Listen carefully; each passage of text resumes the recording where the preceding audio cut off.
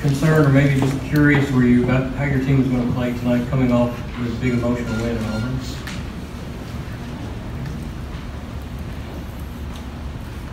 Every game we play, there's emotion to it. So it's a different deal for this program.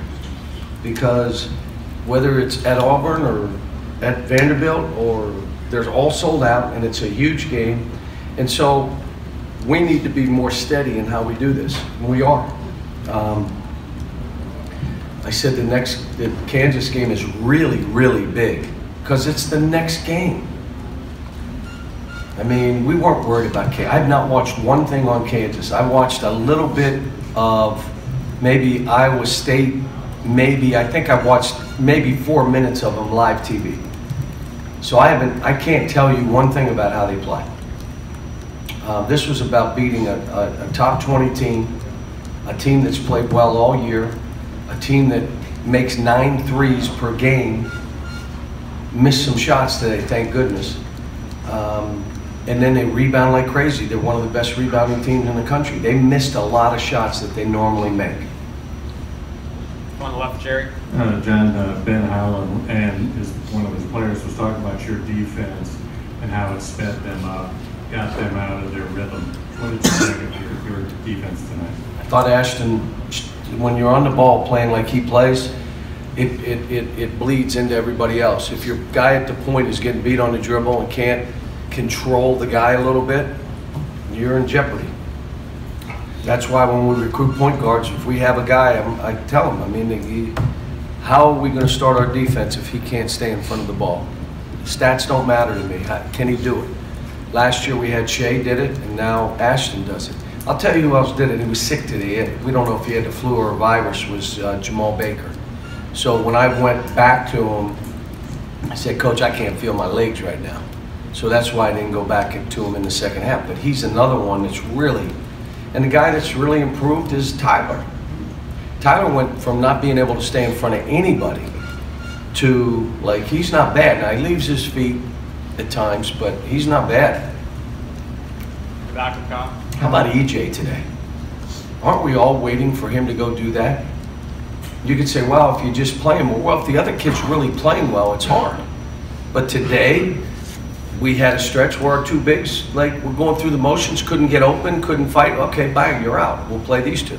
Now you become the backups to them. And I told those two, play as many minutes as you can play. When you need a break, let me know. We'll sub the guy off the bench, and when you want to go back in, you go back in. Nick was good again today. Thought Nick did some good things. And I like the fact that, you know, Travis had 12 rebounds, but still, you know, he's missing some baskets he got to make. You kind of beat me to the punch here on EJ, but how significant, if it was it for him to see a jump shot go down? I mean, obviously he's a good shooter. It just doesn't look like it so far. You talked about Tyler early in the season. Yeah. He can shoot, he just got to see something go down. Yeah, and I told him it's the first one he made all year. It's pretty good that you made one finally. But no, I keep telling him he's going to break through and everybody's going to say, oh my gosh, who is this guy? I mean, did you see him block that shot? It changed the game. If we had another big guy in and he just acted like, well, it's not my man, and didn't block that shot, and that ball goes in, we could have lost the game. That changed the game. Those kind of plays, one, they make it so guards won't drive in there, but two, they change the game because you get breakouts down the other end. And he and Nick are able to do that for us. PJ had some blocks today. PJ played 4 blocks, 21 points, and 6 rebounds, and I still think he played without that motor parts of the game, and that's what was making me angry. Come on, man, you know, battle. But that's how good I think he is. On the left of Larry. John, when you talk about PJ, what is it that you see when he gets that motor going, or why does he not get it going? Because he'll dunk on you, he'll go get a rebound in traffic, he'll go block, and when he doesn't, he posts up and the guy runs around him and tips it away. You try to throw it to him at the elbow, the guy runs around him and tips it away instead of he fighting the guy. He getting open, the same deal. Blocking out on free throws. Like you could step in and, or your motor's running and you're just blasting the guy, making sure you can get it. He has that game, but he also has that other game. And we just got to tell him it's not acceptable. And that's why EJ plays the way he is, it's easy. You just go to EJ. And I told PJ today, I said, I let you out 6 minutes, and you know what? You came in and played as good as you played all year. Maybe I should leave you out 6 minutes. Maybe that gets you going. Maybe you need to rest. In the back. Coach, you all seem to struggle at times with double teams. Who? You guys seem to struggle at times with double teams in the post. What was Spacing was just awful. And one, they double team. Reed had PJ under the goal. And we're not talking enough. You need to talk on offense as well as defense. But our spacing was awful. We got work to do. John, right here. At one point in the second half, the lead was cut down to 2 points. And I think along about that same time, you inserted Nick Richardson in the game, and everything changed. Talk about how you changed the game. Well, I had he and EJ both in. And they blocked shots, and it changed what was going on. But we made 2 or 3 plays. The last one where Ashton tried to shoot a ball with the 7-footer on him when 2 guys were open for threes. I just said, what are you doing? You know, those are the plays that you let teams back in it. And then later we come down, and who makes the 3 that really mattered? Emmanuel. And then he makes the free throws. And all of a sudden it's back to 9, and then you bang a 3, PJ hits a 3, now all of a sudden it's 14-15, and it's a ball game. But it could go the other way the same way. Those 2 or 3 plays, we're making them ourselves. They're self-inflicted. That lets teams be in the games when we should be good enough to get away from teams. Let me say this. This is a top 20 team that did not shoot the ball well today. So what you saw, they usually make 9. They made 3. They make their normal, say they make 7. This is a 5-6 point game. And some of them were open. John, you talked a while back about becoming a player-driven team. What kind of strides have they made in that regard, and what's still left to do? They're getting better. You know, now I've just got to keep an eye on being humble and being hungry, not, you know, getting carried away, because we're just beginning the climb of where we need to go. We had 16 turnovers today, so we're just beginning the climb. Last game against Auburn, we got up, whatever it was, 16. And I showed them the 10 plays that we were self-inflicted that let them back in the game. Now, I will say this, we made some plays that kept, they make a play, we made a play. We did, but there were 10. 2 of them were free throw blockouts. Another one was just bouncing one off your foot because you're not really alert. 2 of them not getting open. Why would you not get open? Why would you run from the guy? We work every day on getting into all those kind of things. It only takes 1 or 2 things to change the whole complexion of a game.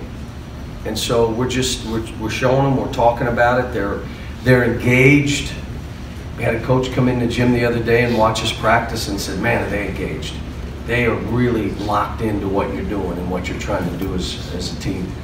Go back to Kyle.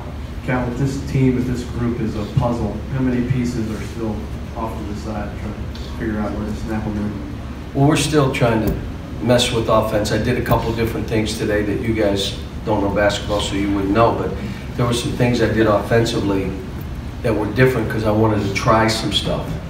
And I kind of liked one and the other I wasn't so sure of. Defensively, you know, I don't like going game to game, changing how you play pick and roll, and I'd rather say this is who we are. You force your will on them, even though they know it's coming. The old Green Bay Packer, what did they call that play? The sweep. You knew it was coming.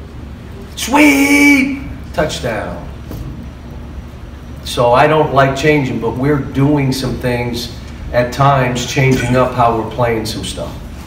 But this is a smart team.